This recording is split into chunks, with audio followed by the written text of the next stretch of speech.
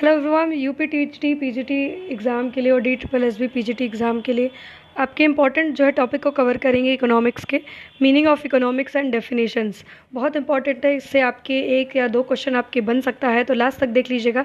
Channel को subscribe कर लीजिएगा, बेल आइकन प्रेस करना नहीं भूलिएगा। जब इस टॉपिक को हम कवर कर लेंगे उसके बाद आपके MCQs भी करेंगे, तो ये वीडियो इंपॉर्टेंट रहेगा। आप अच्छे से थॉरोली करिएगा, क्योंकि इसके बाद हम इस पर आपके MCQs को करेंगे।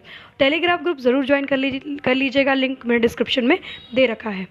तो चलिए बात करेंगे आपके इस टॉपिक के ऊपर। तो अगर हम बात करें इकोनॉमिक्स की, तो इकोनॉमिक्स को जो फॉर्मल आउटलुक देने वाले व्यक्ति थे वो आपके कौन थे? Adam Smith. ठीक है, एडम स्मिथ ने जो है यहाँ पर आपकी इकोनॉमिक्स को फॉर्मल आउटलुक दिया था, और इन्हें फादर ऑफ इकोनॉमिक्स भी कहा जाता है। इनकी बुक का नाम बहुत इंपॉर्टेंट है, वेल्थ ऑफ नेशन। ठीक है, 1776 में आपके जो है पब्लिश हुआ था। तो पूरा जो बुक का नाम है the nature and causes of wealth of nation, यानी ये वेल्थ एक्यूमुलेशन की बात करते थे आपके एडम स्मिथ, और ये आपके जो है क्लासिकल इकोनॉमिस्ट थे। ठीक है, क्लासिकल जो है आपके इकोनॉमिस्ट थे, और इन्होंने जो है आपके बुक लिखा था the nature and causes of wealth of nation.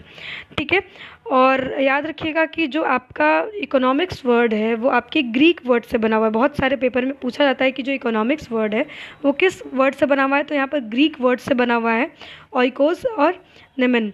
ठीक है, ओइकोस का मतलब क्या होता है? हाउस, और नेमन का मतलब मैनेज, यानी किस तरीके से हम हाउस को मैनेज करेंगे, यही आपका जो है इकोनॉमिक्स होता है। ठीक है, और यहाँ पर डिफरेंट इकोनॉमिस्ट ने डिफरेंट जो है डेफिनेशन दिया है इकोनॉमिक्स का, क्योंकि एक टाइम पे जैसे वेल्थ का डेफिनेशन, वेल्थ के आधार पे जो है इकोनॉमिक्स का डेफिनेशन रखा गया, फिर स्कार्सिटी के ऊपर रखा गया, फिर डेवलपमेंट के आधार पे रखा गया। धीरे धीरे ये जो डेफिनेशन है वो आपके समय बदलते हुए वो चेंज होते गया टाइम टू टाइम। ठीक है, तो अब हम डेफिनेशंस के ऊपर बात करेंगे। तो यहाँ पर से दो क्वेश्चन आपका तैयार हो गया। पहला है कि आपकी जो इकोनॉमिक्स है इसको जो मतलब इसके फादर कौन है? आपके एडम स्मिथ, पहला क्वेश्चन। दूसरा है इसका जो आपके इनके बुक का नाम क्या था? The nature and causes of wealth of nation, 1776 में आपके पब्लिश हुआ था।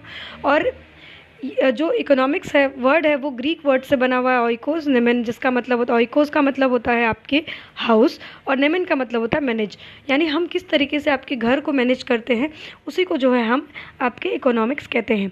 अब हम डेफिनेशन के ऊपर चलेंगे। तो यहाँ पर जो है आपके 4 तरीके का डेफिनेशन दिया गया है। एक आपके वेल्थ का, दूसरा वेलफेयर का, तीसरा आपके स्कार्सिटी का, एंड चौथा आपके ग्रोथ का।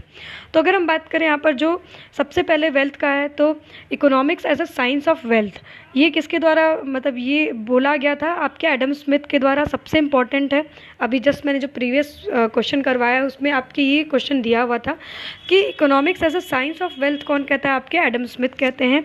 ये पॉइंट आपको याद रखना है, ये मुख्य बिंदु है।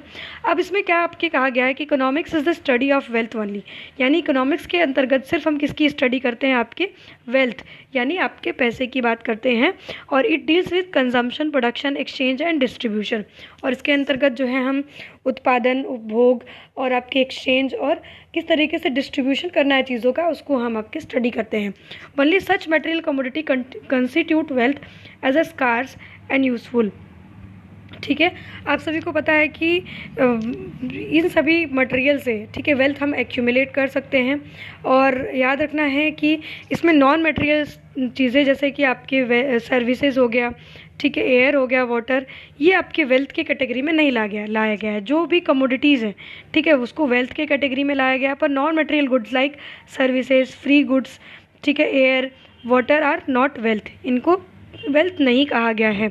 Economics study the cause of wealth changes means economic development. ठीक है, तो ये आपके वेल्थ की स्टडी करता है, और जिससे कि आपके जो है वेल्थ से क्या होता है? इकोनॉमिक डेवलपमेंट होता है। जैसे जब आप पुरानी इंटरनेशनल की थ्योरीज देखोगे तो उसके अंतर्गत ये बोला गया कि जैसे कि आप ज़्यादा एक्सपोर्ट करो, इंपोर्ट कम करो। ठीक है, एक्सपोर्ट करने से क्या होगा? वेल्थ एक्यूमुलेशन होगा, क्योंकि हम ज़्यादा पैसे कमा पाएंगे। ठीक है, हमारा देश जो है प्रॉस्परस होगा, हमारे पास ज़्यादा पैसे होंगे। तो यहाँ पर जो है आपको याद रखना है कि डेवलपमेंट पॉसिबल तभी होगा जब हमारे पास वेल्थ होगा। तो वेल्थ का इंक्रीज़ होने का मतलब यहाँ पर ये है कि प्रोडक्शन बढ़ेगा, ठीक है, एक चीज़ें एक्सपोर्ट होंगी, ठीक है, हम इंपोर्ट कम कर पाएंगे। ये सभी चीज़ें आपको याद रखनी है। तो वेल्थ के बारे में कौन बात करता है? आपके एडम स्मिथ बात करते हैं। नेक्स्ट है आपका economics as a science of material welfare, welfare की बात अब होने लगी। ठीक है, जैसे पिछले वीडियो में क्वेश्चन था कि साइंस ऑफ वेलफेयर किसने बोला था इकोनॉमिक्स को, ठीक है।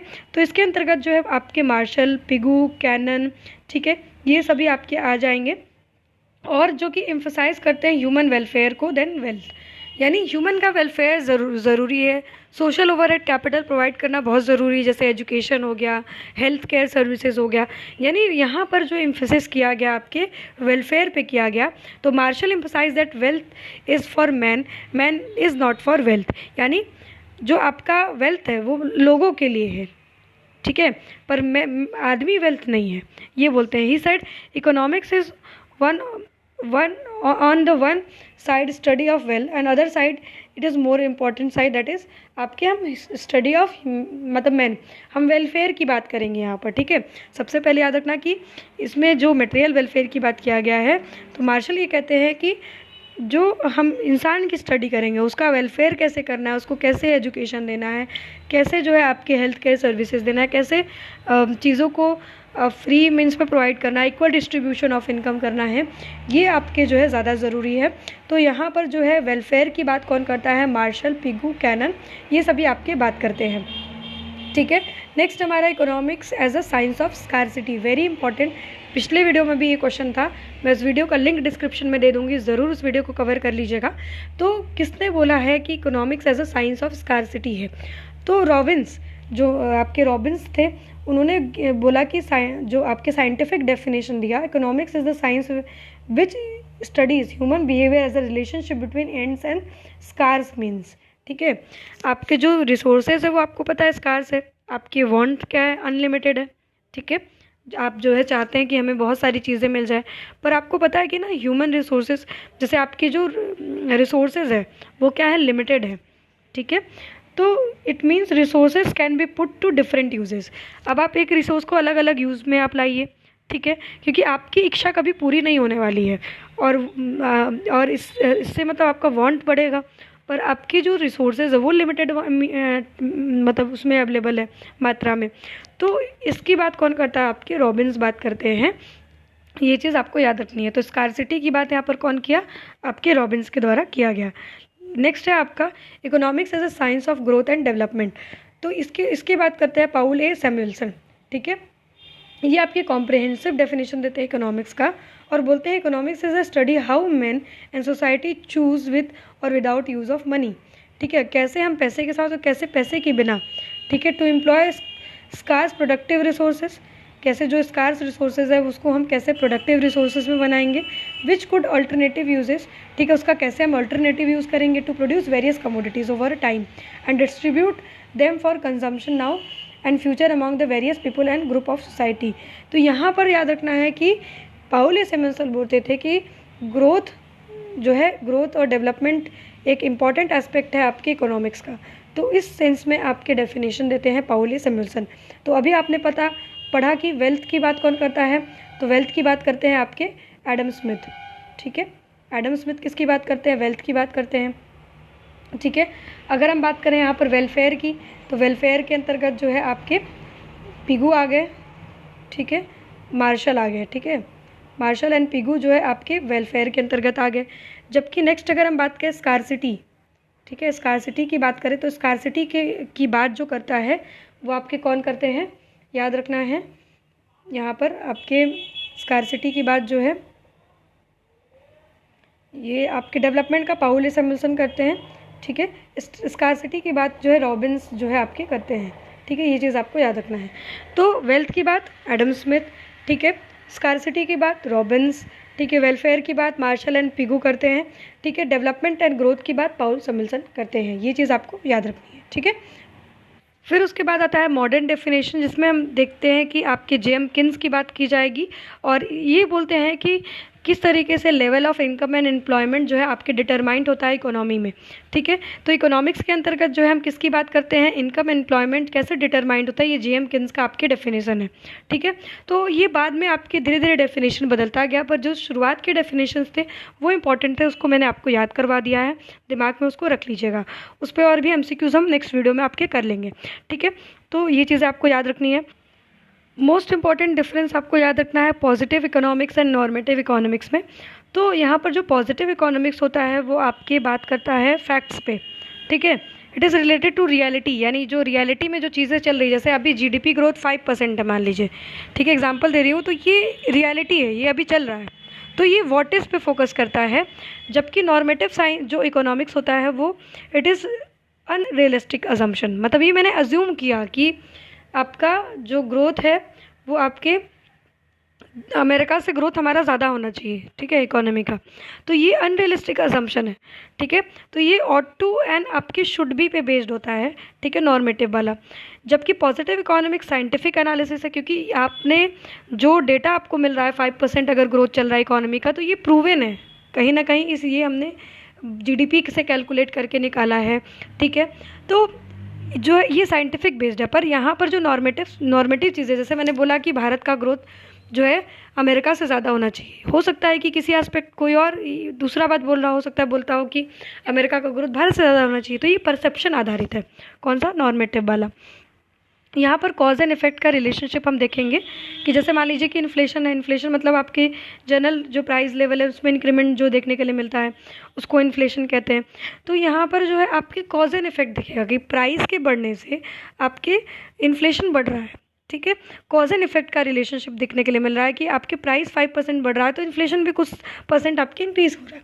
यहाँ पर आपके क्या होता है, वैल्यू जजमेंट होता है, ठीक है, आप जज कर रहे हो, ठीक है, ये it has reason, logic and आप इम्पीरियल मतलब प्रूफ कर सकते हो इस सब चीज़ों को। पॉजिटिव इकोनॉमिक्स में जैसे 5% जीडीपी ग्रोथ है तो ये प्रूफ कर सकते हो चीज़ों को, बट यहाँ पर आपके इट हैज़ ओनली लॉजिक, आप लॉजिक दे सकते हो, इसको आप प्रूफ नहीं कर सकते। कोई इम्पीरियल यहाँ पर आपके साइंटिफिक प्रूवन टेक्निक आपके नॉर्मेटिव इकोनॉमिक्स में नहीं होता है। यहाँ पर आपकी प्योर साइंस की तरह पॉजिटिव इकोनॉमिक्स काम करता है, जबकि हम बात करें आपके नॉर्मेटिव जो है आपके इथिकल साइंस की तरह ये आपके काम करता है। Statement can be empirically verified and universally acceptable. यहाँ पर जो भी चीज़ें आपकी दिखेंगी वो आपकी क्या होंगी, यूनिवर्सली एक्सेप्टेबल होंगी, वेरीफाइड होंगी, आप डेटा को देख करके प्रूव कर सकते हैं, नहीं, ये सारी चीज़ें आपके डेटा बेस्ड होगी।